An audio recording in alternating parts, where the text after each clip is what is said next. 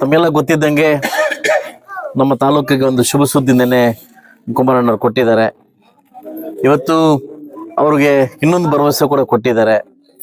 So ಮುಂದಿನ 28ಕ್ಕೆ ವಿಧಾನ ಪರಿಷತ್ನ ಸದಸ್ಯನಾಗಿ ಮಾಡ್ತೀನಿ ಅಂತ ಮಾತು ಕೊಟ್ಟಿದ್ದಾರೆ. ಇದು ಎಲ್ಲರ ಮುಂದೆ ನಾಳೆ ಹೇಳೋದು ಅನ್ಕೊಂಡೆ ಹೇಳ್ತಾ ಇದ್ದೀನಿ.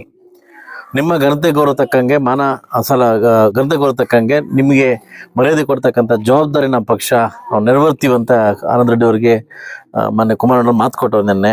ಅದ್ರ ಸಲುವಾಗಿ ಕೂಡ 28ಕ್ಕೆ ಒತ್ತಡ ಹಾಕಿ ಅವ್ರಿಗೆ MLC ಕೊಡೋ ಮುಖಾಂತರವಾಗಿ ನ್ಯಾಯ ಕೊಡಬೇಕಂತ ನಾನು ಕೇಳಿದ್ದೀನಿ. ಆಲ್ರೆಡಿ ಅದನ್ನು ಒಪ್ಕೊಂಡಿದ್ದಾರೆ.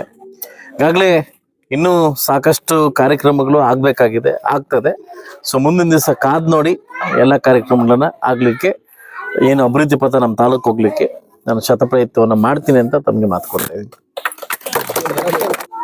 ತಮಗೆಲ್ಲ ಗೊತ್ತಿದ್ದಂಗೆ ನಮ್ಮ ತಾಲೂಕಿಗೆ ಒಂದು ಶುಭ ಸುದ್ದಿ ನೆನೆ ಕುಮಾರಣ್ಣವ್ರು ಕೊಟ್ಟಿದ್ದಾರೆ. ಇವತ್ತು ಅವ್ರಿಗೆ ಇನ್ನೊಂದು ಭರವಸೆ ಕೂಡ ಕೊಟ್ಟಿದ್ದಾರೆ. ಸೊ ಮುಂದಿನ 28ಕ್ಕೆ ವಿಧಾನ ಪರಿಷತ್ನ ಸದಸ್ಯನಾಗಿ ಮಾಡ್ತೀನಿ ಅಂತ ಮಾತು ಕೊಟ್ಟಿದ್ದಾರೆ. ಇದು ಎಲ್ಲರ ಮುಂದೆ ನಾಳೆ ಹೇಳೋದು ಅನ್ಕೊಂಡೆ ಹೇಳ್ತಾ ಇದ್ದೀನಿ. ನಿಮ್ಮ ಘನತೆ ಗೌರವ ತಕ್ಕಂಗೆ ಘನತೆ ಗೌರವ ತಕ್ಕಂಗೆ ನಿಮಗೆ ಮರ್ಯಾದೆ ಕೊಡ್ತಕ್ಕಂಥ ಜವಾಬ್ದಾರಿ ನಮ್ಮ ಪಕ್ಷ ನಾವು ನೆರವೇರ್ತೀವಂತ ಆನಂದ್ ರೆಡ್ಡಿ ಅವರಿಗೆ ಮೊನ್ನೆ ಕುಮಾರಣ್ಣ ಮಾತು ಕೊಟ್ಟರು ನಿನ್ನೆ.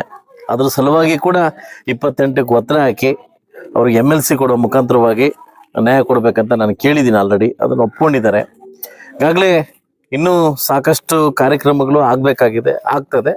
ಸೊ ಮುಂದಿನ ದಿವಸ ಕಾದ್ ನೋಡಿ ಎಲ್ಲ ಕಾರ್ಯಕ್ರಮಗಳನ್ನ ಆಗ್ಲಿಕ್ಕೆ ಏನು ಅಭಿವೃದ್ಧಿ ಪಥ ನಮ್ಮ ತಾಲೂಕು ಹೋಗ್ಲಿಕ್ಕೆ ನಾನು ಶತಪ್ರಯತ್ನವನ್ನು ಮಾಡ್ತೀನಿ ಅಂತ ತಮಗೆ ಮಾತು ಕೊಡ್ತಾ ಇದ್ದೀನಿ.